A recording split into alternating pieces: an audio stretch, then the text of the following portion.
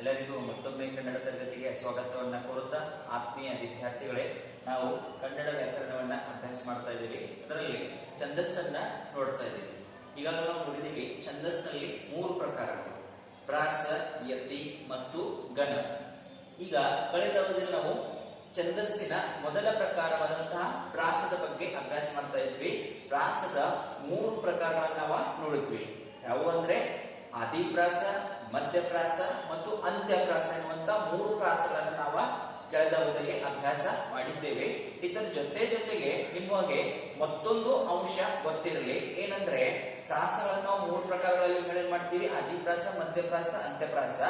ಹಾಗೆಯೇ ಪ್ರಾಸಾಕ್ಷರಗಳ ಹಿಂದಿನ ಅಕ್ಷರಗಳನ್ನು ನೋಡಿ ಇನ್ನು ಈ ಪ್ರಾಸವನ್ನ ಮತ್ತೆ ನಾವು ಏನ್ ಮಾಡ್ತೀವಿ ಅಂದ್ರೆ 6 ಪ್ರಕಾರಗಳಲ್ಲಿ ವಿಂಗಡಣೆಯನ್ನ ಮಾಡ್ತೀವಿ. ಅಂದ್ರೆ ಪ್ರಾಸಾಕ್ಷರದ ಹಿಂದಿನ ಅಕ್ಷರಗಳಿಗೆ ಅನುಗುಣವಾಗಿ ನೋಡಿದ್ರೆ ಪ್ರಾಸಗಳಲ್ಲಿ ಎಷ್ಟು ಪ್ರಕಾರಗಳಂದ್ರೆ 6 ಪ್ರಕಾರಗಳನ್ನ ನೋಡ್ತೀವಿ. ಸಭೆ ಸಾಮಾನ್ಯವಾಗಿ ಪ್ರಾಸಗಳಲ್ಲಿ ಪ್ರಕಾರಗಳು ಎಷ್ಟಂದ್ರೆ ನೀವು 3 ಅಂತಾನೆ ಹೇಳಬೇಕು: ಆದಿಪ್ರಾಸ, ಮಧ್ಯಪ್ರಾಸ, ಅಂತ್ಯಪ್ರಾಸ ಅಂತಾನೆ ಹೇಳಬೇಕು. ಆದ್ರೆ ಪ್ರಾಸಾಕ್ಷರದ ಹಿಂದಿನ ಅಕ್ಷರಗಳಿಗೆ ಅನುಗುಣವಾಗಿ ಪ್ರಾಸಗಳಲ್ಲಿ ಪ್ರಕಾರಗಳನ್ನು ಕೇಳಿದ್ರೆ 6 ಪ್ರಕಾರಗಳು. ಅವು ಬಹಳ ಈಸಿ ಇದಾವು.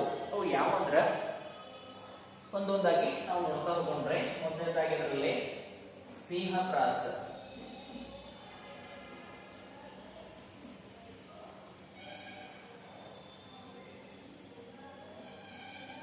ಎರಡನೇದು ಗಜಪ್ರಾಸ,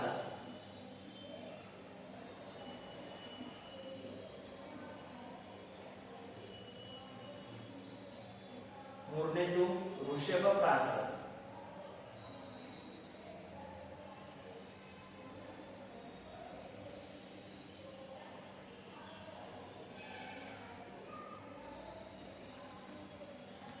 ನಾಲ್ಕನೇದು ಅಜಪ್ರಾಸ,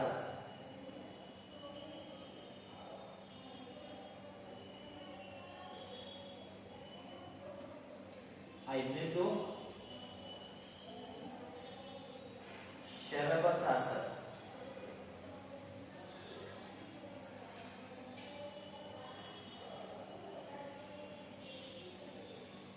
ಕೊನೆಯದಾಗಿ ಹಯಪ್ರಾಸ.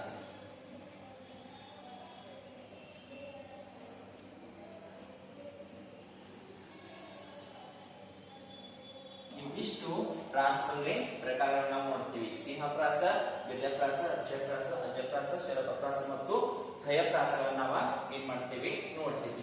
ಇವುಗಳನ್ನ ಗುರುತಿಸಬೇಕಾದ್ರೆ ಯಾವ ರೀತಿಯಾಗಿ ಗುರುತಿಸಬೇಕಂದ್ರೆ ಪ್ರಾಸಾಕ್ಷರದ ಹಿಂದಿನ ಅಕ್ಷರಗಳನ್ನ ನೋಡಿ ಏನ್ ಮಾಡ್ಬೇಕು, ಗುರುತಿಸುವಂತ ಕೆಲಸವನ್ನ ಮಾಡಬೇಕು. ಪ್ರಾಸಾಕ್ಷರ ಇದು ನೋಡಿ, ನಾವು ಆದಿಪ್ರಾಸವನ್ನ ನೋಡಿದಾಗ ಆದಿಪ್ರಾಸದಲ್ಲಿ ಪ್ರಾಸಾಕ್ಷರ ಯಾವ್ದು ಇದ್ದಿರ್ತದ?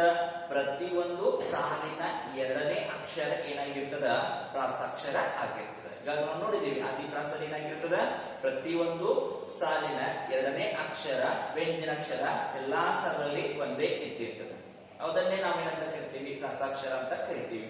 ಇನ್ನ ಆ ಹಿಂದಿನ ಅಕ್ಷರಗಳನ್ನ ನೋಡಿ, ಆ ಹಿಂದಿನ ಅಕ್ಷರಗಳು ಯಾವ ತರನಾಗಿರ್ತಾವಲ್ಲ ಅವುಗಳನ್ನ ನೋಡಿ ನಾವು ಏನ್ ಮಾಡ್ತೇವೆ, ಮತ್ತೆ 6 ಪ್ರಕಾರದ ಪ್ರಾಸಗಳನ್ನ ನಾವು ಗುರುತಿಸ್ತೀವಿ.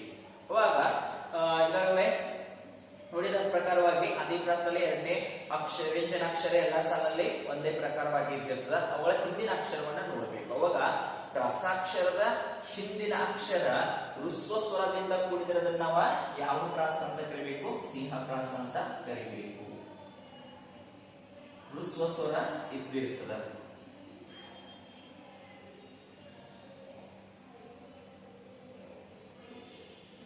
ಪ್ರಾಸಾಕ್ಷರದ ಹಿಂದಿನ ಅಕ್ಷರ ಹೃಸ್ವ ಸ್ವರದಿಂದ ಕೂಡಿದಿರೋದನ್ನ ನಾವು ಯಾವ ಸ್ವರ ಅಂತ ಕರಿಬೇಕು?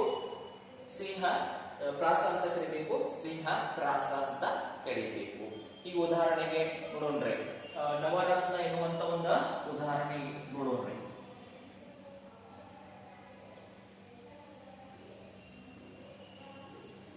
ನವರತ್ನ ಎನ್ನುವಂತ ಒಂದು ಶಬ್ದ ಅಂದ್ರೆ ಒಂದು ಪದ್ಯ ಇದೆ.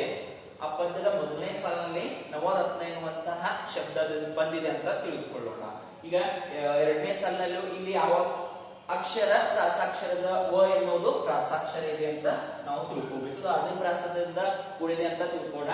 ಅವಾಗ ವ ಎನ್ನುವುದು ಆದಿ ಪ್ರಾಸ ಆಗಿದೆ ಅಂತ ತಿಳ್ಕೋಣ. ಅವಾಗ 2ನೇ ಸಾಲಿನಲ್ಲಿ ಕೂಡ ವ ಬಂದಿದೆ, 3ನೇ ಸಾಲಿನಲ್ಲಿ ಕೂಡ ವ ಬಂದಿದೆ, 4ನೇ ಸಾಲಿನಲ್ಲಿ ಕೂಡ ವ ಬಂದಿದೆ. ಒಟ್ಟಾರೆ ನಾವು ಏನ್ ತಿಳ್ಕೊಬೇಕು, ಇಲ್ಲಿ ವ ಎನ್ನುವುದು ಪ್ರಾಸಾಕ್ಷರ ಇದೆ ಎನ್ನುವುದನ್ನ ಇಲ್ಲಿ ತಿಳ್ಕೊಬೇಕು. ಅವಾಗ ಆ ಪ್ರಾಸಾಕ್ಷರದ ಹಿಂದಿನ ಅಕ್ಷರವನ್ನ ನೋಡಬೇಕು. ಹಿಂದಿನ ಅಕ್ಷರ ಯಾವ್ದಾಗ್ತದ? ನ. ನ ಇದೆಯಲ್ಲ, ಈ ನ ಎನ್ನುವಂತ ಅಕ್ಷರ ಎಂತ ಅಕ್ಷರ ಆಗಿದೆ ಅಂದ್ರೆ ಹ್ರಸ್ವ ಸ್ವರದಿಂದ ಕೂಡಿದಂತ ಅಕ್ಷರ ಆಗಿದೆ. ನಾವು ಬಿಡಿಸಿದಾಗ ಯಾವ್ದು ಬರ್ತದ ನೋಡಿ, ನ. ನ ಪ್ಲಸ್ ಅ ನ. ಅವಾಗ ಇಲ್ಲಿ ಏನಾಗಿದೆ? ಸ್ವರ. ಇದರಲ್ಲಿ ಇರುವಂತ ಸ್ವರ ಇರೋದ ಅ ಇದು. ಅ ಇದು ಎಂತ ಸ್ವರ? ಹ್ರಸ್ವ ಸ್ವರ. ಅದಕ್ಕಾಗಿ ಈ ಒಂದು ಶಬ್ದ ಯಾವುದಕ್ಕೆ ಉದಾಹರಣೆ ಆಗಿದೆ ಅಂದ್ರೆ ಸಿಂಹಪ್ರಾಸಕ್ಕೆ ಉದಾಹರಣೆ ಆಗಿದೆ ಎನ್ನುವುದನ್ನು ನಾವು ನೋಡಬಹುದು. ಇನ್ನು ಅದೇ ತರನಾಗಿ ಗಜಪ್ರಾಸವನ್ನು ನೋಡಿದ್ರೆ ಪ್ರಾಸಾಕ್ಷರದ ಹಿಂದಿನ ಅಕ್ಷರ ದೀರ್ಘ ಸ್ವರದಿಂದ ಕೂಡಿದ್ರೆ,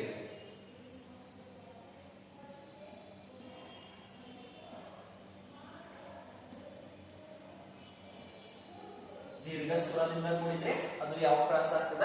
ಗಜ ಪ್ರಾಸ ಆಗ್ತದೆ ಅನ್ನೋದ್ರಲ್ಲಿ ನಾವು ಗಮನಿಸಬಹುದು. ಈಗ ಒಂದು ಶಬ್ದ ಇದೆ ಅಂತ ತಿಳ್ಕೊಳ್ಳಿ, ದೇವತಾರ್ಚನೆ.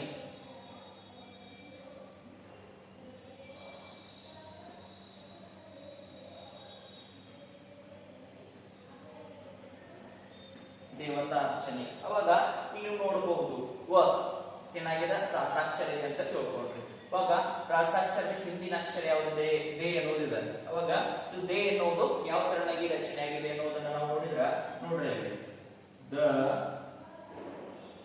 ಪ್ಲಸ್ ಎ ದೀರ್ಘ ಸ್ವರ ಎ ಏನಾಗಿದೆ? ದೇ ಎನ್ನುವುದು ಇಲ್ಲಿ ಇದೆ. ಅವಾಗ ಪ್ರಾಸಾಕ್ಷರ ಯಾವುದು? ವ ಎನ್ನುವುದು ಪ್ರಾಸಾಕ್ಷರ. ಆ ಪ್ರಾಸಾಕ್ಷರದ ಹಿಂದಿನ ಅಕ್ಷರ ಎಂತದಿದೆ? ದೀರ್ಘ ಸ್ವರದಿಂದ ಕೂಡಿದಂತಹ ಅಕ್ಷರ ಇದೆ. ಅದಕ್ಕಾಗಿ ಇದನ್ನ ನಾವು ಏನಂತ ಕರಿಬೇಕು? ಗಜ ಪ್ರಾಸ ಅಂತ ಕರಿಬೇಕು. ಯಾವ ಪ್ರಾಸ ಅಂತ ಕರಿಬೇಕು?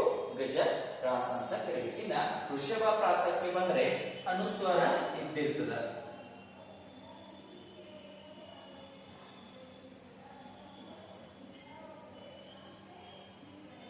ಇಲ್ಲಿ ಅನುಸ್ವರ ಅಂದ್ರೆ ಅನುಸ್ವರ ಯಾವ್ದು? ನಮ್ದು ಅಂ. ಅವಾಗ ಪ್ರಾಸಾಕ್ಷರದ ಹಿಂದಿನ ಅಕ್ಷರ ಅನುಸ್ವರಾಕ್ಷರ ಇದ್ರೆ ಅದನ್ನ ನಾವು ಯಾವ ಪ್ರಾಸ ಅಂತ ಕರಿಬೇಕು? ವೃಷಭ ಪ್ರಾಸ ಅಂತ ಕರಿಬೇಕು. ಉದಾಹರಣೆಗೆ ನೋಡ್ರಿ, ಅಂಬುಜ ಎನ್ನುವಂತ ಒಂದು ಶಬ್ದ, ಅಂಬುಜ ಎನ್ನುವಂತ ಒಂದು ಶಬ್ದ ಇದೆ ಅಂತ ತಿಳ್ಕೊಡ್ರಿ. ಬ ಎನ್ನುವುದು ಪ್ರಾಸಾಕ್ಷರ ಆಗಿದೆ ಅಂತ ತಿಳ್ಕೊಡಿ. ಎಲ್ಲಾ ಸಾಲಿನಲ್ಲಿ 2ನೇ ಅಕ್ಷರ ಬ ಇದೆ. ಅವಾಗ ಬ ಈ ಪ್ರಾಸಾಕ್ಷರದ ಹಿಂದಿನ ಅಕ್ಷರ ಯಾವ್ದ? ಅನುಸ್ವರ. ಅನುಸ್ವರ ಇದೆಲ್ಲ. ಅವಾಗ ಪ್ರಾಸಾಕ್ಷರದ ಹಿಂದಿನ ಅಕ್ಷರ ಅನುಸ್ವರದಿಂದ ಕೂಡಿದೆ. ಅದನ್ನ ನಾವು ಯಾವ ಪ್ರಾಸ ಅಂತ ಕರಿಬೇಕು? ವೃಷಭ ಪ್ರಾಸ ಅಂತ ಕರಿಬೇಕು. ಇನ್ನ ಹಾಗೆ ಅಜಪ್ರಾಸ 4ನೇ ಪ್ರಾಸಕ್ಕೆ ಬಂದ್ರ ಇಲ್ಲಿ ವಿಸರ್ಗದಿಂದ ಕೂಡಿರ್ತದೆ. ಯಾವ ಅಕ್ಷರ? ಪ್ರಾಸಾಕ್ಷರದ ಹಿಂದಿನ ಅಕ್ಷರ ಯಾವ ಅಕ್ಷರ ಇದ್ದಿರ್ತದ? ವಿಸರ್ಗ ಇದ್ದಿರ್ತದ.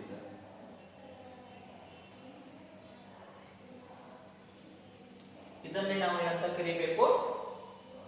ಅಜಪ್ರಾಸ ಅಂತ ಕರಿಬೇಕು. ಉದಾಹರಣೆಗೆ ಒಂದು ದುಃಖ ಎನ್ನುವಂತಹ ಶಬ್ದ ಇದೆ ಅಂತ ತಿಳ್ಕೊಳ್ಳಿ. ಅವಾಗ ಖ ಎನ್ನುವುದು ಏನಾಗಿದೆ ಅಂದ್ರ ಒಂದು ಪ್ರಾಸಾಕ್ಷರ ಆಗಿದೆ ಅಂತ ತಿಳ್ಕೊಳ್ಳಿ. ಖ ಎನ್ನುವುದು ಪ್ರಾಸಾಕ್ಷರ ಆಗಿದೆ. ಅವಾಗ ಆ ಪ್ರಾಸಾಕ್ಷರದ ಹಿಂದಿನ ಅಕ್ಷರ ಯಾವುದು? ದು. ಅವಾಗ ಅದು ಯಾವುದರಿಂದ ಕೂಡಿದೆ? ವಿಸರ್ಗ ಅಕ್ಷರದಿಂದ ಕೂಡಿದೆ. ಅದಕ್ಕಾಗಿ ಇದನ್ನ ನಾವು ಯಾವ ಪ್ರಾಸ ಅಂತ ಕರಿಬೇಕು? ಅಜ ಪ್ರಾಸ ಅಂತ ಕರಿಬೇಕು.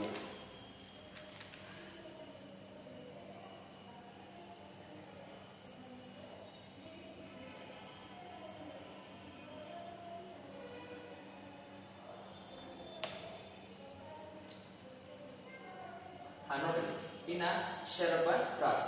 ಇನ್ನ ಈಗ ಆಯ್ತು, ಇನ್ನ ಹ್ರಸ್ವ ಸ್ವರ ಆಯ್ತು, ದೀರ್ಘ ಸ್ವರ ಆಯ್ತು, ಅನುಸ್ವರ ಆಯ್ತು, ವಿಸರ್ಗ ಆಯ್ತು. ಇನ್ನ ಶರಭ ಮತ್ತು ಹಯಪ್ರಾಸವನ್ನು ನಾವು ನೋಡೋಣ. ಇವುಗಳನ್ನ ಯಾವ ತರ ಗುರುತಿಸಬೇಕು? ಪ್ರಾಸಾಕ್ಷರದ ಹಿಂದಿನ ಅಕ್ಷರಗಳ ಇಂಥವು ಇರ್ತವೆ ಎನ್ನುವುದನ್ನ ನಾವು ನೋಡಬೇಕು. ಒಂದು ವೇಳೆ ಪ್ರಾಸಾಕ್ಷರದ ಹಿಂದಿನ ಅಕ್ಷರ ಒತ್ತಕ್ಷರಗಳಿಂದ ಕೂಡಿದ್ರೆ, ಪ್ರಾಸಾಕ್ಷರದ ಹಿಂದಿನ ಅಕ್ಷರ ಒತ್ತಕ್ಷರಗಳಿಂದ ಕೂಡಿದ್ರೆ ಅವುಗಳನ್ನು ನಾವು ಏನಂತ ಕರಿಬೇಕು? ಶರಭ ಪ್ರಾಸ ಅಥವಾ ಹಯಪ್ರಾಸ ಅಂತ ಕರಿಬೇಕು. ನೋಡ್ರಿ, ಪ್ರಾಸಾಕ್ಷರದ ಹಿಂದಿನ ಅಕ್ಷರ ಒತ್ತಕ್ಷರದಿಂದ ಇರ್ಲಿಲ್ಲ ಅಂದ್ರ ಅಲ್ಲಿ ಯಾವಾಗ್ತದ ಈ ಮೇಲಿನ 4ರಲ್ಲಿ ಒಂದು ಪ್ರಾಸ ಆಗ್ತದ. ಅವಾಗ ಒತ್ತಕ್ಷರದಿಂದ ಕೂಡದೆ ಇದ್ದಾಗ ಅಲ್ಲಿ ಪ್ರಾಸಾಕ್ಷರದ ಹಿಂದಿನ ಅಕ್ಷರ ಹ್ರಸ್ವ ಸ್ವರದಿಂದ ಕೂಡಿದಂತ ಅಕ್ಷರ ಇದ್ರೆ ಅದು ಸಿಂಹಪ್ರಾಸ, ದೀರ್ಘ ಸ್ವರದಿಂದ ಕೂಡಿದಂತ ಅಕ್ಷರ ಇದ್ರೆ ಅದು ಗಜಪ್ರಾಸ, ಅನುಸ್ವರದಿಂದ ಕೂಡಿದ್ರೆ ಅದು ಏನಾಗ್ತದ ವೃಷಭಪ್ರಾಸ ಆಗ್ತದ, ವಿಸರ್ಗದಿಂದ ಕೂಡಿದ್ರೆ ಅದು ಗಜಪ್ರಾಸ ಆಗ್ತದ. ಇನ್ನ ಪ್ರಾಸಾಕ್ಷರದ ಹಿಂದಿನ ಅಕ್ಷರ ಒತ್ತಕ್ಷರದಿಂದ ಕೂಡಿದ್ರೆ ಅದು ಶರ್ಭ ಮತ್ತು ಹಯಪ್ರಾಸ ಆಗ್ತದ. ಮತ್ತೆ ಇದರಲ್ಲಿ ನಾವು ಶರ್ಭಪ್ರಾಸ ಯಾವುದು ಮತ್ತು ಹಯಪ್ರಾಸ ಯಾವುದು ಎನ್ನುವುದನ್ನು ಗುರುತಿಸಲು ನಮಗೆ ಬರಬೇಕು. ಇನ್ನು ಇಲ್ಲಿ ಎರಡರಲ್ಲಿ ವ್ಯತ್ಯಾಸ ಏನಂದ್ರ ಪ್ರಾಸಾಕ್ಷರದ ಹಿಂದಿನ ಅಕ್ಷರ ವಿಜಾತಿ ಒತ್ತಕ್ಷರದಿಂದ ಕೂಡಿದ್ರೆ ಅದನ್ನ ನಾವು ಶರ್ಭಪ್ರಾಸಾಕ್ಷರ ಅಂತ ಕರೀಬೇಕು. ಅದೇ ತರನಾಗಿ ಪ್ರಾಸಾಕ್ಷರದ ಹಿಂದಿನ ಅಕ್ಷರ ಸಜಾತಿಯ ಒತ್ತಕ್ಷರದಿಂದ ಕೂಡಿದ್ರೆ ಅದನ್ನ ನಾವು ಹಯಪ್ರಾಸ ಅಂತ ಕರೀಬೇಕು. ಉದಾಹರಣೆ ಸಹಿತ ಬಗ್ಗೆ ನೋಡೋಣ್ರಿ. ಇಲ್ಲಿ ಶರ್ಭಪ್ರಾಸಾಕ್ಷರ ಅಂದ್ರೆ ಪ್ರಾಸಾಕ್ಷರದ ಹಿಂದಿನ ಅಕ್ಷರ ಬೇರೆ ಬೇರೆ ಜಾತಿಯ 2 ಅಥವಾ ಅದಕ್ಕಿಂತ ಹೆಚ್ಚು ವ್ಯಂಜನಾಕ್ಷರಗಳಿಂದ ಕೂಡಿದ್ರೆ, ಪ್ರಾಸಾಕ್ಷರದ ಹಿಂದಿನ ಅಕ್ಷರ ಬೇರೆ ಬೇರೆ ಜಾತಿಯ ವ್ಯಂಜನಾಕ್ಷರದಿಂದ ಕೂಡಿದ್ರೆ ಅದನ್ನ ನಾವು ಏನಂತ ಕರಿಬೇಕು? ಶರ್ಭಪ್ರಾಸ ಅಂತ ಕರಿಬೇಕು. ಇಲ್ಲಿ ಬೇರೆ ಬೇರೆ ವ್ಯಂಜನಾಕ್ಷರಗಳು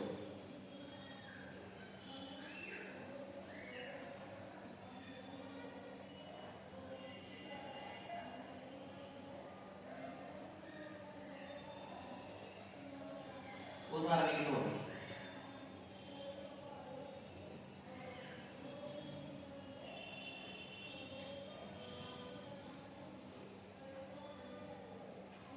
ಒಂದು ಸ್ತ್ರೀ ಶಬ್ದ ಇದೆ ಅಂತ ನೋಡೋಣ.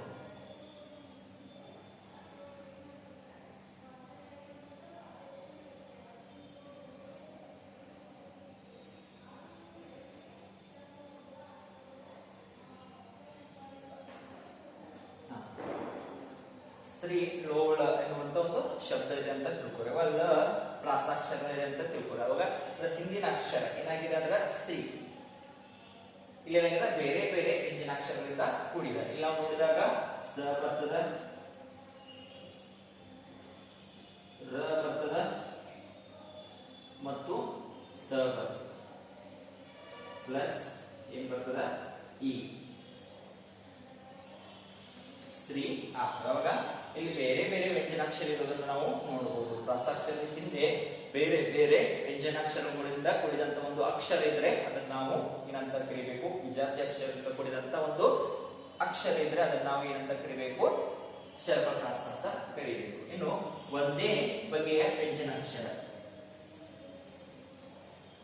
ಅಥವಾ ಒಂದೇ ಜಾತಿಯ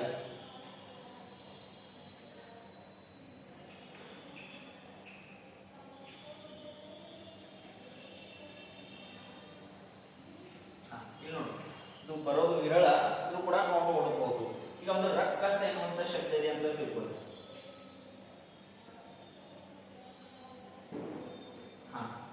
ರಕ್ಕಸ ಎನ್ನುವಂತ ಶಬ್ದ ಆದ್ರೆ ಇಲ್ಲ ರ ಬರ್ತಿಲ್ಲ, ಕ ಕ ಮತ್ತು ಸ ಅಷ್ಟೇ ಬರ್ತೇವೆ. ಈ ತರನಾಗಿ ಬರಬಹುದು. ಅಂದ್ರ ಇಲ್ಲಿ ಗಮನ ಕೊಡ್ರಿ. ರಕ್ಕಸ್ ಎನ್ನುವಂತ ಶಬ್ದದಲ್ಲಿ ಹಳೆಗನ್ನಡದಲ್ಲಿ ರ ಎನ್ನುವುದು ಮೊದಲನೇ ಸಾಲಿನ ಕೊನೆ ಅಕ್ಷರ ಬರಬಹುದು ಮತ್ತು ಮುಂದಿನ ಕ ಒತ್ತಕ್ಷರದಿಂದ ಕೂಡಿದಂತ ಕ ಅಕ್ಷರ ಮತ್ತು ಸ ಮುಂದಿನ ಸಾಲಿನ ಮೊದಲೆರಡು ಶಬ್ದಗಳಾಗಿ ಈ ಶಬ್ದಗಳು ಬರಬಹುದು. ಅರ್ಥ ಆಗ್ತದಿಲ್ಲ? ರಕ್ಕಸ ಎನ್ನುವಂತ ಶಬ್ದ ರ ಏನಾಗ್ತಂದ್ರ ಮೊದಲನೇ ಸಾಲಿನ ಕೊನೆ ಅಕ್ಷರ ಆಗ್ತದೆ, ಎರಡನೇ ಸಾಲಿನ ಮೊದಲೆರಡು ಅಕ್ಷರಗಳು ಯಾವಂದ್ರ ಕ ಮತ್ತು ಸ. ಅವಾಗ ಕ ಏನಾಗ್ತಂದ್ರ ಮೊದಲಿಗೆ ಬರ್ತದ, ಒತ್ತಕ್ಷರದಿಂದ ಕೂಡಿದಂತ ಕ ಮೊದಲಿಗೆ ಬರ್ತದ. ಇಲ್ಲಿ ಸ ಏನಾಗಿರ್ತದ? ಪ್ರಾಸಾಕ್ಷರ ಆಗಿರ್ತದ. ಅದ್ರ ಹಿಂದಿನ ಅಕ್ಷರ ಏನಾಗಿರ್ತಂದ್ರ ಒಂದೇ ಜಾತಿಯಿಂದ ಕೂಡಿರ್ತದ. ಕ ಪ್ಲಸ್ ಕ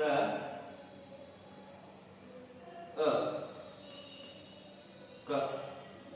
ಅವಾಗ ಇದು ಯಾವುದಕ್ಕೆ ಉದಾಹರಣೆ? ಹಯಪ್ರಾಸಕ್ಕೆ ಉದಾಹರಣೆ. ಇಷ್ಟು ಏನಪ್ಪಾ ಅಂದ್ರ ಪ್ರಾಸಾಕ್ಷರದ ಹಿಂದಿನ ಅಕ್ಷರಗಳನ್ನ ನೋಡಿ ಪ್ರಾಸಗಳನ್ನ ಗುರುತಿಸುವಂತಹ ಈ ಪ್ರಕಾರ. ಇಷ್ಟು ನಿಮಗೆ ಗೊತ್ತಿರಲಿ. ಇಲ್ಲಿಗೆ ಏನಾಗ್ತದಂದ್ರೆ ನಮ್ಮ ಪ್ರಾಸ ಬಗ್ಗೆ ಅಭ್ಯಾಸ ಕೊನೆಗೊಳ್ತದ. ಈಗ ನಾನು ಈ ಪ್ರಕಾರವಾಗಿ ಛಂದಸ್ಸಿನಲ್ಲಿ 3 ಪ್ರಕಾರಗಳು ಯಾವಂದ್ರೆ ಪ್ರಾಸ, ಯತಿ ಮತ್ತು ಗಣ ಎನ್ನುವುದನ್ನ ಹೇಳಿದ್ದೇನೆ. ಈಗಾಗಲೇ ಕಳೆದ ಅವಧಿಯಲ್ಲಿ ಮತ್ತು ಈ ಅವಧಿಯಲ್ಲಿ ನಾವು ಪ್ರಾಸದ ಬಗ್ಗೆ ನೋಡಿದ್ವಿ. ಇನ್ನ ಮುಂದೆ ಹೋಗೋಣ್ರಿ. ಇನ್ನು ಛಂದಸ್ಸಿನ ಎರಡನೇ ಪ್ರಕಾರ ಯತಿ ಬಗ್ಗೆ ಹೇಳ್ಬೇಕಾದ್ರ ಯತಿ ಇದು ಯಾವುದಕ್ಕೆ ಸಂಬಂಧಪಟ್ಟಂತೆ ಅಂದ್ರೆ ಬರವಣಿಗೆಗೆ ಸಂಬಂಧಪಟ್ಟಂತೆ ಅಲ್ಲ, ಇದು ಓದುಗಾರಿಕೆಗೆ ಸಂಬಂಧಪಟ್ಟದ್ದು. ನೋಡ್ರಿ ನಿಮ್ಗೆ ಗೊತ್ತಿರಲಿ ಒಂದು ಮಾಹಿತಿ, ಛಂದಸ್ಸಿನಲ್ಲಿ 3 ಪ್ರಕಾರ: ಪ್ರಾಸ, ಯತಿ, ಗಣ. ಅದರಲ್ಲಿ ಪದ್ಯವನ್ನ ಬರೆಯುವಾಗ ಬಳಕೆ ಆಗುವಂತ ಪ್ರಕಾರ ಯಾವಂದ್ರ ಮೊದಲನೇ ಪ್ರಾಸ ಮತ್ತು 3ನೇ ಗಣ ಬಳಕೆ ಆಗ್ತದೆ. ಎರಡನೆಯ ಪ್ರಕಾರವಾದಂತ ಯತಿ ಇದು ಬರವಣಿಗೆಯಲ್ಲಿ ಬಳಕೆ ಆಗುವುದಿಲ್ಲ. ಯತಿ ಇದು ಯಾವಾಗ ಬಳಕೆ ಆಗ್ತಂದ್ರ ಓದುವಾಗ, ಪದ್ಯಗಳನ್ನ ಓದುವಾಗ ಕೆಲವೊಂದು ನಿಯಮಗಳನ್ನ ಏನ್ ಮಾಡಿದಂದ್ರೆ ಹಿಂದಿನ ನಮ್ಮ ಕನ್ನಡ ಪಂಡಿತರು ಅಳವಡಿಸಿಕೊಂಡಿದ್ರು. ಅದನ್ನ ತಿಳಿಸಿಕೊಡುವಂತ ಕೆಲಸ ಯತಿ ಮಾಡ್ತದ. ಅವಾಗ ಅದನ್ನ ನಾವು ಏನ್ ಮಾಡೋದಂದ್ರ ಕೈ ಬಿಡೋಣ. ಈ ಯತಿಯ ಬಗ್ಗೆ ಇದು ಏನಾಗಿದೆ ಅಂದ್ರೆ ಓದುಗಾರಿಕೆಗೆ ಸಂಬಂಧಪಟ್ಟಂತಿದೆ, ಅದಕ್ಕಾಗಿ ಇದು ನಮ್ಮ ಅಭ್ಯಾಸಕ್ಕೆ ಇಲ್ಲ. ಈಗ ನಾವು ಯಾವುದರ ಬಗ್ಗೆ ನೋಡ್ಬೇಕಂದ್ರ ಗಣದ ಬಗ್ಗೆ ನೋಡ್ಬೇಕು. ಛಂದಸ್ಸಿನ 3ನೇ ಪ್ರಕಾರ ಯಾವುದು? ಗಣ. ಆ ಗಣದ ಕುರಿತಾಗಿ ತಿಳಿದುಕೊಳ್ಳೋಣ. ಇದು ಬಹಳ ಮಹತ್ವಪೂರ್ಣವಾದಂತಹ ವ್ಯಾಕರಣ ಅಂಶ. ಯಾಕಂದ್ರೆ ಛಂದಸ್ಸಿನಲ್ಲೇ ಈ ಛಂದಸ್ಸು ವ್ಯಾಕರಣಾಂಶದಿಂದ 3 ಅಂಕದ ಪ್ರಶ್ನೆ ಬರಬಹುದು ಅಂತ ನಾನು ನಿಮಗೆ ಹೇಳಿದ್ದೆ. ಅದು ಎಲ್ಲಿಂದ ಬರ್ತದೆ ಅಂದ್ರೆ ಈ ಗಣ ಪ್ರಕಾರದಿಂದಲೇ 3 ಅಂಕದ ಪ್ರಶ್ನೆ ಬರ್ತದ. ಪ್ರಾಸದಿಂದ 1 ಅಂಕದ ಪ್ರಶ್ನೆ ಬಂದ್ರೆ ಬರ್ಬೋದು, ಇಲ್ಲಾಂದ್ರೆ ಇಲ್ಲ. ಆದ್ರೆ ಈ ಛಂದಸ್ಸಿನ 3ನೇ ಪ್ರಕಾರ ಆದಂತಹ ಗಣದಿಂದ 3 ಅಂಕದ ಪ್ರಶ್ನೆ ಬಂದೇ ಬರ್ತದೆ. ಇದನ್ನು ನೀವು ಲಕ್ಷ್ಯ ಕೊಟ್ಟ ಗಮನಿಸಬೇಕು. ಇನ್ನ ಗಣವನ್ನ ಪ್ರಾರಂಭ ಮಾಡೋಕ್ಕಿಂತ ಮುಂಚಿತವಾಗಿ ಗಣ ಎಂದರೇನು? ಗಣ ಅಂದ್ರೆ ಗುಂಪು ಅಥವಾ ಸಮೂಹ ಅಂತ ಅರ್ಥ ಬರ್ತದೆ. ಗಣ ಈ ಶಬ್ದಕ್ಕೆ ಪರ್ಯಾಯ ಶಬ್ದಗಳನ್ನು ನೋಡಿದ್ರೆ ಗುಂಪು ಅಥವಾ ಸಮೂಹ ಅಂತ ನಾವು ನೋಡ್ತೀವಿ. ಅವಾಗ ಗುಂಪು ಅಥವಾ ಸಮೂಹ ಅಂತ ನೋಡಿದಾಗ ಏನ್ ಬರ್ತದಂದ್ರ ಪದ್ಯದಲ್ಲಿ ಬಹಳಷ್ಟು ಸಾಲುಗಳು ಇರ್ತಾವ. ಬಹಳಷ್ಟು ಸಾಲುಗಳಲ್ಲಿ ಬಹಳಷ್ಟು ಅಕ್ಷರಗಳನ್ನ ನೋಡ್ತೀವಿ. ಪ್ರತಿಯೊಂದು ಸಾಲಲ್ಲಿ ಬಹಳಷ್ಟು ಅಕ್ಷರಗಳನ್ನ ನೋಡ್ತೀವಿ. ಅವಾಗ ಆ ಅಕ್ಷರಗಳನ್ನ ಕವಿಗಳು ಏನ್ ಮಾಡ್ತೀವಿ ಅಂದ್ರ ಅಕ್ಷರಗಳನ್ನ ಹಾಕುವಾಗ ಗುಂಪುಗಳನ್ನಾಗಿ ಹಾಕ್ತಿದ್ರು. ಅವುಗಳನ್ನ ಯಾವ ತರ ಹಾಕ್ತಿದ್ರು? ಗುಂಪುಗಳನ್ನಾಗಿ ಹಾಕ್ತಿದ್ರು. ಕೆಲವೊಂದು ನಿಯಮಗಳಿಗೆ ಅನುಸಾರವಾಗಿ ಗುಂಪುಗಳಾಗಿ ಅವುಗಳನ್ನ ಒಡೆದೊಡೆದು ಹಾಕ್ತಿದ್ರು. ಅವಾಗ ಮತ್ತೆ ನಾವು ಪದ್ಯಗಳಲ್ಲಿರುವಂತಹ ಸಾಲಿನಲ್ಲಿ ಇರುವಂತಹ ಅಕ್ಷರವನ್ನ ಗುಂಪಿನಲ್ಲೇ ಒಡೆದು ಇಡೋದಕ್ಕೆ ನಾವೇನಂತ ಕರಿತೀವಿ? ಗಣ ಅಂತ ಕರಿತೀವಿ. ಅಂದ್ರ ಒಂದು ಅಕ್ಷರಗಳ ಗುಂಪನ್ನ, ಸಮೂಹವನ್ನೇ ನಾವು ಗಣ ಅಂತ ಕರಿತೀವಿ. ಅವಾಗ ಬಹಳಷ್ಟು ನಿಯಮಗಳು ಬರ್ತಾವು. ಆ ಪ್ರತಿಯೊಂದು ನಿಯಮಗಳಿಗೆ ಪ್ರಕಾರವಾಗಿ ನಾವೇನ್ ಮಾಡ್ಬೇಕಂದ್ರ ಅಕ್ಷರಗಳ ಗುಂಪನ್ನ ರಚನೆ ಮಾಡ್ತಾ ಹೋಗ್ಬೇಕಾಗ್ತದೆ. ಅವಾಗ ಈ ಗಣವನ್ನ ಅಭ್ಯಾಸ ಮಾಡೋದರ ಮುಖಾಂತರ ನಾವೇನ್ ಮಾಡೋದ್ರ ಅಕ್ಷರಗಳನ್ನ ಯಾವ ತರನಾಗಿ ಗುಂಪಾಗಿ ವಿಂಗಡಣೆ ಮಾಡ್ಲಾಗ್ತದೆ ಎನ್ನುವುದನ್ನ ತಿಳಿದುಕೊಳ್ಳೋಣ. ಅರ್ಥ ಆಯ್ತಲ್ಲ? ಗಣ ಅಂದ್ರೆ ಗುಂಪು ಅಥವಾ ಸಮೂಹ. ಅಂದ್ರೆ ಪದ್ಯದಲ್ಲಿರುವಂತಹ ಅಕ್ಷರವನ್ನ ಗುಂಪಾಗಿ ಒಂದು ಹಂಚಿಕೆ ಮಾಡಿ ಇಡೋದೇ ಏನಂದ್ರ ಛಂದಸ್ಸಿನಲ್ಲಿರುವಂತಹ ಗಣ. ಇನ್ನ ಈ ಗಣದಲ್ಲಿ ಮತ್ತೆ ಎಷ್ಟು ಪ್ರಕಾರವಂದ್ರ 3 ಪ್ರಕಾರಗಳು. ಒಂದನೇದು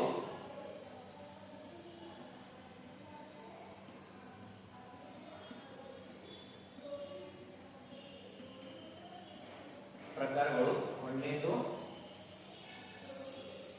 ಮಾತ್ರಾಗಣ,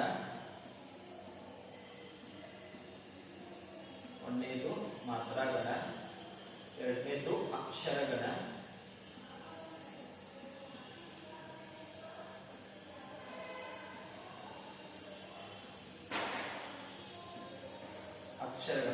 ನಾಲ್ಕನೇದು ಅಂಶೀಗಣ.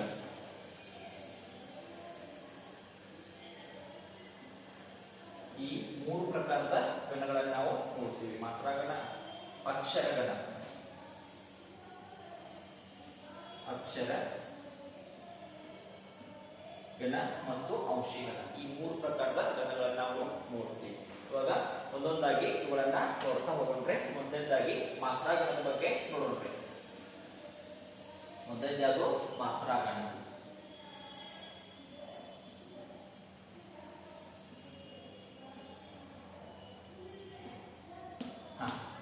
ಮಾತ್ರಾಗಣ ಅಂದ್ರೆ ಮಾತ್ರೆಗಳಿಗೆ ಅನುಗುಣವಾಗಿ ಪದ್ಯದಲ್ಲಿರುವಂತಹ ಅಕ್ಷರಗಳನ್ನ ವಿಂಗಡಣೆ ಮಾಡುವುದಕ್ಕೆ ಅಥವಾ ಗುಂಪುಗಳನ್ನಾಗಿ ವಿಂಗಡಣೆ ಮಾಡುವುದಕ್ಕೆ ನಾವೇನಂತ ಕರಿತೀವಿ? ಮಾತ್ರಾಗಣ ಅಂತ ಕರೀತೀವಿ. ಇಲ್ಲಿ ಮಾತ್ರೆಗಳು ಬರ್ತಾವೆ. ಆ ಮಾತ್ರೆಗಳಿಗೆ ಅನುಗುಣವಾಗಿ ನಾವೇನ್ ಮಾಡ್ತೀವಿ ಅಂದ್ರ ಪದ್ಯದಲ್ಲಿ ಇರುವಂತಹ ಅಕ್ಷರಗಳನ್ನ ಗುಂಪಾಗಿ ಹೊಡೆಯುವಂತ ಕೆಲಸಗಳನ್ನ ಮಾಡ್ತೀವಿ. ಅವಾಗ ಇಲ್ಲಿ ಮಾತ್ರಾಗಣದಲ್ಲಿ ಬರುವಂತ ಎರಡು ಮಾತ್ರೆಗಳು ಯಾವುವು ಎನ್ನುವುದನ್ನ ಒಂದಾಗಿ ನೋಡಬೇಕು.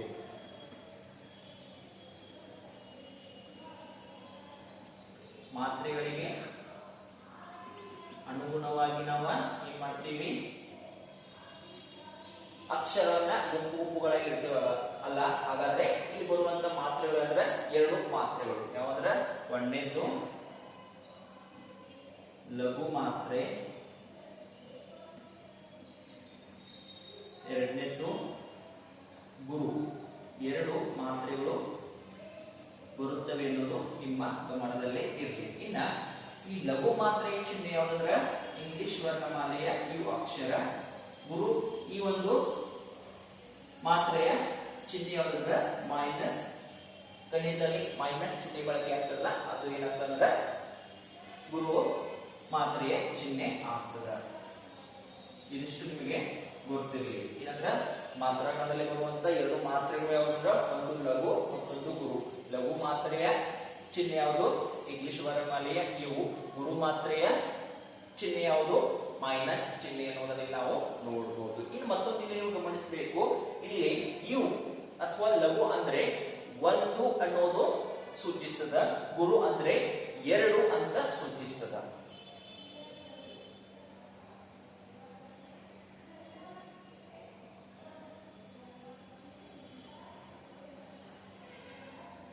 ಲಘು ಅಂದ್ರೆ ಒಂದು, ಗುರು ಅಂದ್ರೆ ಎರಡು ಎನ್ನುವುದನ್ನ ಸೂಚಿಸ್ತದ.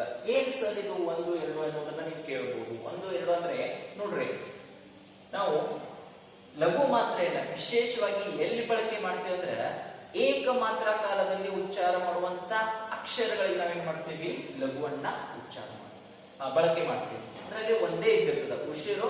ಏನಾಗಿರ್ತದ, ಒಂದೇ ಉಸಿರಿನಲ್ಲಿ ನಾವು ಅವುಗಳನ್ನ ಅಕ್ಷರವನ್ನ ಉಚ್ಚಾರ ಮಾಡ್ತಿರ್ತೀವಿ. ಅದಕ್ಕೆ ಒಂದು ಅಂತಲ್ಲಿ ನಾವು ಪರಿಗಣನೆ ಮಾಡ್ತೀವಿ.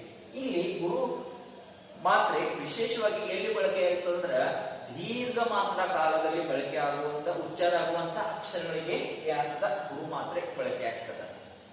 ಅಲ್ಲಿ ಒಂದೇ ಉಸಿರಿನಲ್ಲಿ ಅಲ್ಲ, ಬಹಳಷ್ಟ ಉಸಿರನ್ನ ತೆಗೆದುಕೊಂಡು ನಾವು ಏನು ಉಚ್ಚಾರ ಮಾಡ್ತೇವಲ್ಲ ಅಕ್ಷರಗಳನ್ನ, ಅಂತ ಅಕ್ಷರಗಳಿಗೆ ಗುರು ಮಾತ್ರೆ ಬಳಕೆ ಆಗ್ತದ. ಅದಕ್ಕಾಗಿ ಅಲ್ಲಿ ನಾವು ಎರಡು ಅಂತ ಬಳಕೆ ಮಾಡ್ತೇವೆ, ಎರಡು ಅಂತ ಸೂಚಿಸ್ತದ.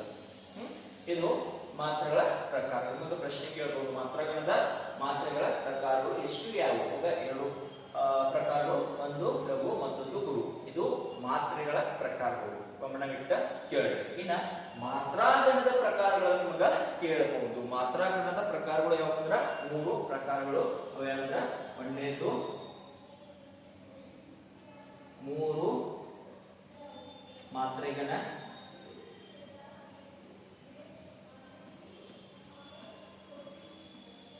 ಎರಡನೇದು ನಾಲ್ಕು ಮಾತ್ರೆ ಘನ ಮತ್ತು ಮೂರನೇದ 5 ಮಾತ್ರೆ ಘನ. ಲಕ್ಷ ಕೊಡ್ರಿ, ಮಾತ್ರಾಗಣದ ಪ್ರಕಾರಗಳು ಯಾವಂದ್ರೆ ಇವುಗಳನ್ನ ಹೇಳಬೇಕು. ಯಾವ ಇವು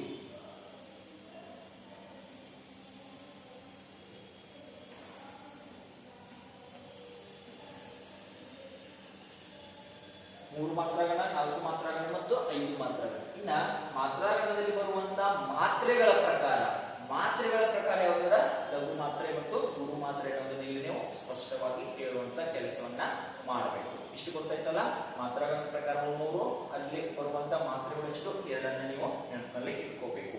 ಇಲ್ಲಿ ಮತ್ತೊಂದು ಅಂಶವನ್ನು ನೀವು ನೆನಪಿನಲ್ಲಿ ಇಟ್ಕೋಬೇಕು. ಏನಂದ್ರೆ ಈ ಮಾತ್ರೆಗಳು ಲಘು ಮತ್ತು ಗುರು ಮಾತ್ರೆಗಳು ಎಲ್ಲೆಲ್ಲಿ ಬಳಕೆ ಆಗ್ತಾವು, ಯಾವ ಯಾವ ಅಕ್ಷರಗಳಿಗೆ ಲಘು ಮಾತ್ರೆ ಬಳಕೆ ಆಗ್ತದೆ, ಯಾವ ಯಾವ ಅಕ್ಷರಗಳಿಗೆ ಗುರು ಮಾತ್ರೆ ಬಳಕೆ ಆಗ್ತದೆ ಎನ್ನುವುದನ್ನು ನಾವು ಪ್ರಮುಖವಾಗಿ ನೋಡೋಣ್ರಿ. ಇನ್ನ ಲಘು ಮಾತ್ರೆಯನ್ನು ನಾವು ನೋಡಿದಾಗ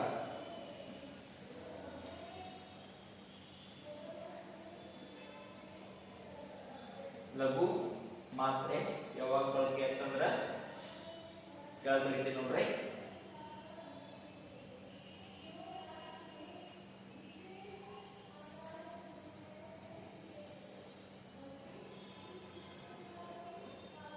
ಹೃಸ್ವ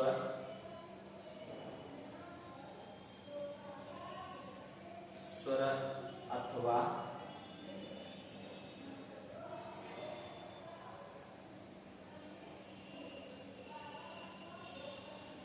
ಹೃಸ್ವ ಸ್ವರಗಳಿಂದ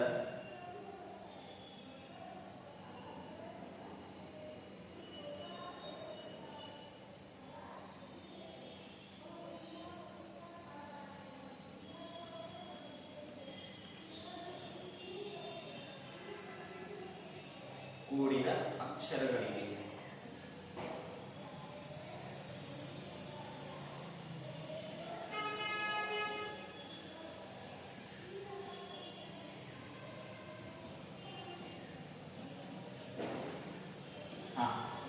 ಲಘು ಮಾತ್ರೆನ ಯಾವಾಗ ಬಳಕೆ ಮಾಡಬೇಕು?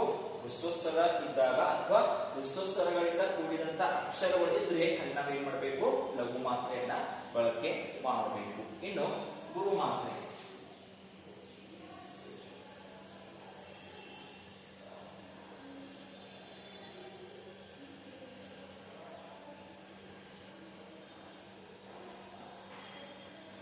ಗುರು ಮಾತ್ರೆ ದೀರ್ಘಸ್ವರ. ನೋಡ್ರಿ, ಲಘು ಮಾತ್ರೆ ಕೇವಲ ಹೃಸ್ವಸ್ವರ ಮತ್ತು ಹೃಸ್ವಸ್ವರಗಳಿಂದ ಕೂಡಿದಂತಹ ಅಕ್ಷರಗಳಿದ್ರೆ ಅಲ್ಲಿ ಲಘು ಮಾತ್ರೆ ಬಳಕೆ ಆಗ್ತದ. ಇಲ್ಲಿ ಗುರು ಮಾತ್ರೆ ಅಷ್ಟು ಜಾಗದಲ್ಲೇ ಏನಾಗ್ತದ, ಬಹಳಷ್ಟು ಅಕ್ಷರಗಳು ವಿಭಿನ್ನ ವಿಭಿನ್ನ ಅಕ್ಷರಗಳಿಗೆ ಏನಾಗ್ತದ ಗುರು ಮಾತ್ರೆ ಬಳಕೆ ಆಗ್ತದ. ಅದನ್ನು ನೀವು ಲಕ್ಷ್ಯ ಕೊಟ್ಟ ಗಮನಿಸಬೇಕು. ಯಾವಂದ್ರ ದೀರ್ಘಸ್ವರ, ದೀರ್ಘ ಸ್ವರಾಕ್ಷರಗಳು.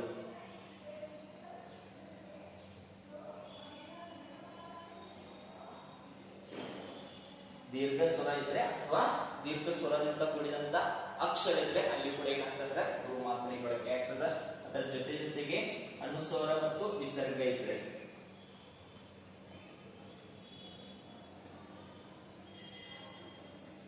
ಅನುಸ್ವರ ಮತ್ತು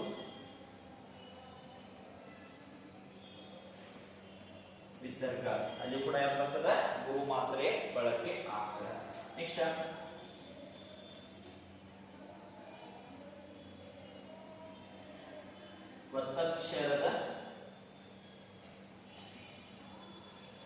ಒತ್ತಕ್ಷರದ ಹಿಂದಿನ ಅಕ್ಷರಕ್ಕೆ ಹಿಂದಿನ ಅಕ್ಷರ.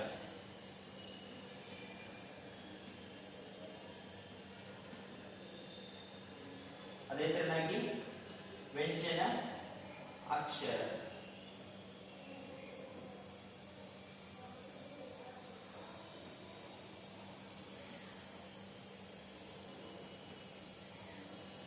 ಹಾಗೆ ಮತ್ತೊಂದು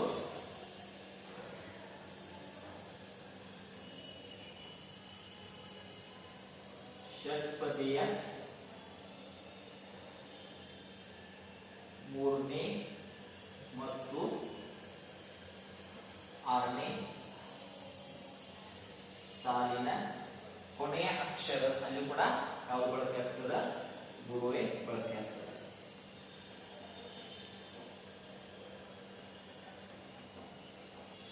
ಇಷ್ಟ ಸ್ವಲ್ಪ ಲಕ್ಷ ಕೊಡ್ರಿ. ಲಘು ಮಾತ್ರೆ ಯಾವ ಬಳಕೆ ಆಗ್ತದ? ಹೃಸ್ವಸ್ವರ ಮತ್ತು ಹೃಸ್ವಸ್ವರಗಳಿಂದ ಕೂಡಿದಂತ ಅಕ್ಷರಗಳಿಗೆ ಲಘು ಮಾತ್ರೆ ಬಳಕೆ ಆಗ್ತದ, ಅಲ್ಲಷ್ಟೇ ಬಳಕೆ ಆಗ್ತದ. ಉದಾಹರಣೆಗೆ ನೋಡ್ರಿ, ಈಗ ಒಂದು ಅಮರ ಎನ್ನುವಂತ ಶಬ್ದ ಇದೆ ಅಂತ ತಿಳ್ಕೊರಿ. ಅಮರ ಎನ್ನುವಂತಹ ಶಬ್ದ ಇದೆ ಅಂತ ತಿಳ್ಕೊರಿ. ಇಲ್ಲಿ ಏನಾಗಿದೆ? ಹೃಸ್ವಸ್ವರದಿಂದ ಕೂಡದ. ಏನಾಗಿದೆ? ಹೃಸ್ವಸ್ವರದಿಂದ ಕೂಡದ. ಇದಕ್ಕೆ ನಾವು ಯಾವ ಮಾತ್ರೆಯನ್ನು ಬಳಕೆ ಮಾಡಬೇಕು? ಲಘು ಮಾತ್ರೆಯಿಂದ ಬಳಕೆ ಮಾಡಬೇಕು. ಮ ಇದೇನಾಗಿದೆ? ಹೃಸ್ವ ಸ್ವರದಿಂದ ಕೂಡಿದಂತ ಅಕ್ಷರ ಆಗಿದೆ. ಮ ಮ ಪ್ಲಸ್ ಮ ಆಗಿದೆ. ಅದಕ್ಕಾಗಿ ಇದು ಕೂಡ ಯಾವ್ದು ಬರ್ತದ? ಲಘುನೇ ಬರ್ತದ. ಇಲ್ಲೂ ಕೂಡ ಇದು ಕೂಡ ಏನಾಗಿದೆ ಅಂದ್ರೆ ಹೃಸ್ವ ಸ್ವರದಿಂದ ಕೂಡಿದಂತ ಅಕ್ಷರ. ಅದಕ್ಕೆ ಇಲ್ಲೂ ಕೂಡ ಏನಾಗ್ತದ? ಲಘು ಮಾತ್ರೆಯೇ ಬರ್ತದ. ಇಷ್ಟು ಗೊತ್ತಾಯ್ತಲ್ಲ? ಈ ತರನಾಗಿ ಲಘು ಮಾತ್ರೆ ಹೃಸ್ವಸ್ವರ ಮತ್ತು ಹೃಸ್ವಸ್ವರದಿಂದ ಕೂಡಿದಂತ ಅಕ್ಷರಗಳಿಗೆ ಏನಾಗ್ತಂದ್ರ ಲಘು ಮಾತ್ರೆ ಬಳಕೆ ಆಗ್ತದೆ. ಇನ್ನ ದೀರ್ಘಸ್ವರದಿಂದ ಕೂಡಿದಂತ ಅಕ್ಷರಗಳು ಇದ್ರೆ ಅದರಿಂದ ನಾವು ಅಲ್ಲಿ ಯಾವ ಮಾತ್ರೆಯನ್ನು ಬಳಕೆ ಮಾಡಬೇಕು? ಗುರು ಮಾತ್ರೆಯನ್ನ ಬಳಕೆ ಮಾಡಬೇಕು. ಈಗ ಉದಾಹರಣೆಗಳನ್ನ ನೋಡ್ರಿ. ವೀರ,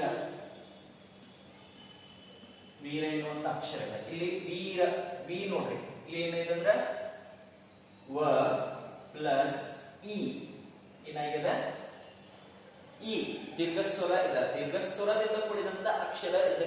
ಅದಕ್ಕಾಗಿ ಇದರಲ್ಲಿ ನಾವು ಏನ್ ಮಾಡಬೇಕು, ಗುರು ಮಾತ್ರೆಯನ್ನ ಬಳಕೆ ಮಾಡಬೇಕು. ರ ಋಸ್ವಸ್ವರದಿಂದ ಕೂಡಿದೆ, ಅಲ್ಲಿ ಲಘು ಬರ್ತದ. ಹಿಂಗ ದೀರ್ಘಸ್ವರ ಅಥವಾ ದೀರ್ಘಸ್ವರದಿಂದ ಕೂಡಿದಂತಹ ಅಕ್ಷರ ಇದ್ರಲ್ಲಿ ನಾವು ಗುರು ಮಾತ್ರೆಯನ್ನ ಬಳಕೆ ಮಾಡಬೇಕು. ಇಲ್ಲಿ ಮತ್ತೊಂದು ನೋಡ್ರಿ, ಈಶ್ವರ ಅವಾಗ ಈ ಇದು ದೀರ್ಘಸ್ವರ. ಇಲ್ಲಿ ನಾವು ನೇರವಾಗಿ ಏನ್ ಮಾಡಬೇಕು, ಗುರು ಮಾತ್ರೆಯನ್ನೇ ಬಳಕೆ ಮಾಡಬೇಕು. ಇನ್ನ ಅನುಸ್ವರ, ಈಗ ನಂದ ಎನ್ನುವಂತಹ ಒಂದು ಶಬ್ದ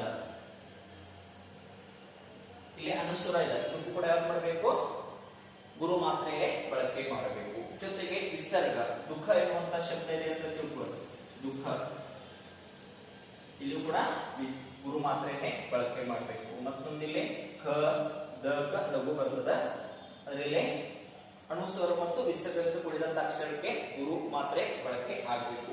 ಒತ್ತಕ್ಷರದ ಹಿಂದಿನ ಅಕ್ಷರಕ್ಕೆ ಈಗ ಒಂದು ಶಬ್ದ ಎನ್ನುವಂತ ಪದ ಇದೆ ಅಂತ ತಿಳ್ಕೊಳ್ಳಿ. ಶಬ್ದ ಇದು ಒತ್ತಕ್ಷರ. ಒತ್ತಕ್ಷರ ಹಿಂದಿನ ಅಕ್ಷರ ಶ.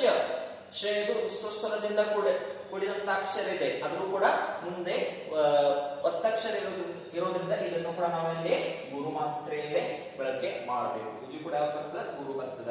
ವ್ಯಂಜನಾಕ್ಷರ ಈಗ ನೋಡ್ರಿ,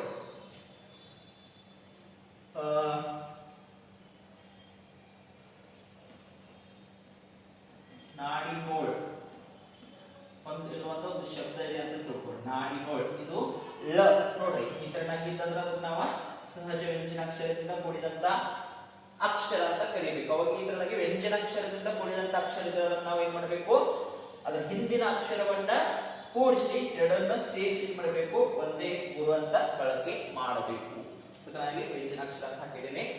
ಈ ತರನಾಗಿ ವ್ಯಂಜನಾಕ್ಷರ ಇದ್ರ ಅದನ್ನ ಹಿಂದಿನ ಅಕ್ಷರವನ್ನ ಎರಡನ್ನ ಸೇರಿಸಿ ಗುರು ಮಾತ್ರೆಯನ್ನ ಬಳಕೆ ಮಾಡಬೇಕು. ಇನ್ನ ಷಟ್ಪದಿಯ 3ನೇ ಮತ್ತು 6ನೇ ಸಾಲಿನ ಕೊನೆಯ ಅಕ್ಷರ ಸ್ವರದಿಂದ ಕೂಡಿರ್ಲಿ, ದೀರ್ಘಸ್ವರದಿಂದ ಕೂಡಿರ್ಲಿ, ಅಲ್ಲಿ ಯಾವುದು ಅಕ್ಷರ ಇದ್ರು ಅಲ್ಲಿ ಯಾವ್ದ ಮಾತ್ರೆ ಬಳಕೆ ಮಾಡಬೇಕು, ಗುರು ಮಾತ್ರೆಯನ್ನೇ ಬಳಕೆ ಮಾಡಬೇಕು. ಅರ್ಥ ಆಯ್ತಲ್ಲ? ಇಷ್ಟು ಜಾಗದಲ್ಲಿ ಏನ್ ಮಾಡ್ಬೇಕು, ನಾವು ಗುರು ಮಾತ್ರೆಯನ್ನ ಬಳಕೆ ಮಾಡಬೇಕು.